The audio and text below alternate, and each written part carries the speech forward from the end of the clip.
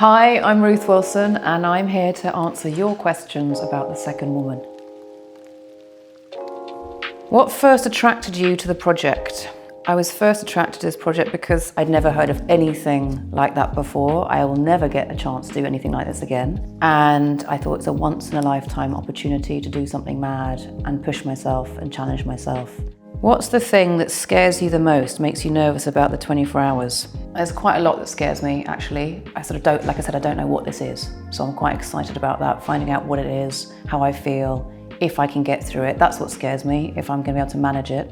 It's gonna be earth-shatteringly exhausting. It's not just about sitting on stage with another guy, it's gonna be a real scene that we have to play out. I think that's gonna be really exhausting for me, and to try and keep it up, keep imaginative, keep creative, keep open to all those men, that's gonna be really hard, I think. I'm really excited for the audience, what they might experience, and I'm really excited about being part of something so different.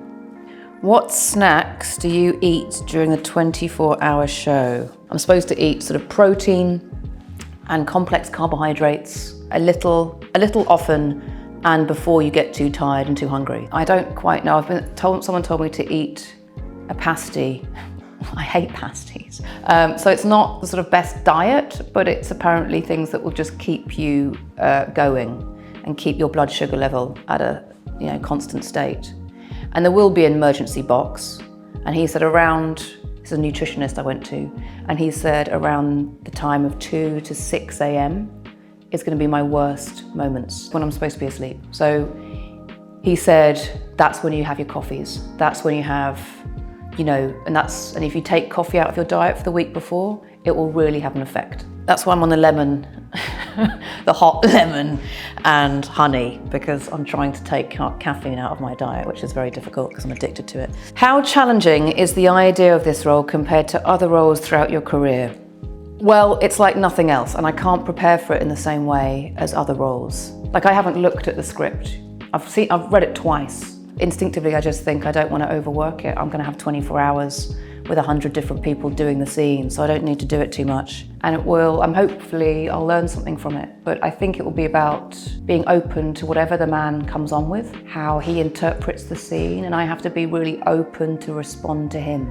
That's really different. Usually you rehearse, you prep, you decide what the best version is, and you give that to the audience each night. So this is going to be really spontaneous and quite organic. How will you prepare for the mammoth task of performing for such a long duration? I'm going to talk about rehearsals. I am having a few rehearsals over the course of the next few weeks with Nat and Anna, who created the show. It's a process of giving me a toolbox.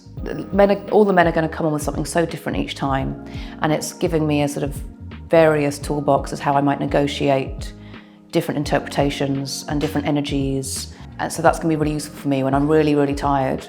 That will have those things that I can sort of fall back onto when I haven't got the energy or the imagination or the creativity to sort of work around the situation. Who would be your dream inclusion into the list of your 100 co-stars? This is difficult because, well, it's not difficult. There's so many people. I've got a list of about 20 people that I would love to come on. You know what? I would love my dad to come on. The space will be shared by lots of strangers, and it will be nice to have a few people I know to come on. And what will be really lovely is that no one will know in the audience who that person is to me. Do you have any coping mechanisms for how you're going to stay awake for 24 hours? I don't know. I'm hoping just that the audience will keep me alive, and I'm sure I won't fall asleep, but someone will wake me up. And the adrenaline will subside at some time, but basically that will keep me going too. What do you hope the audience will take away from the play and your performance? I don't know what it's going to be for me, let alone for the audience, to be honest. I think it will be a study in human connection.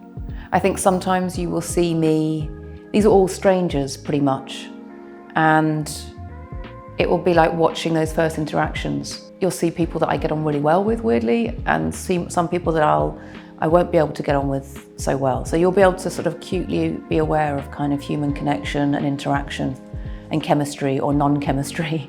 I think it will also be a study in power dynamics. One woman on a stage, it's a breakup scene, and it's an endless trail or train of men coming in and breaking up with me. So you will see how that plays out each time. But the domain, the theatre domain, is my domain, so I have power in that way. I think you as an audience will also have a shared experience. This is a one-day event. You will have a bond with the people sitting next to you, as well as me on the stage. And I hope that some of you, maybe one or two of you, might just stay the whole 24 hours with me and have that whole experience. But I think that's what you'll get. It will be quite special and unique, and it's never going to happen again. So I hope you're there with me to share it.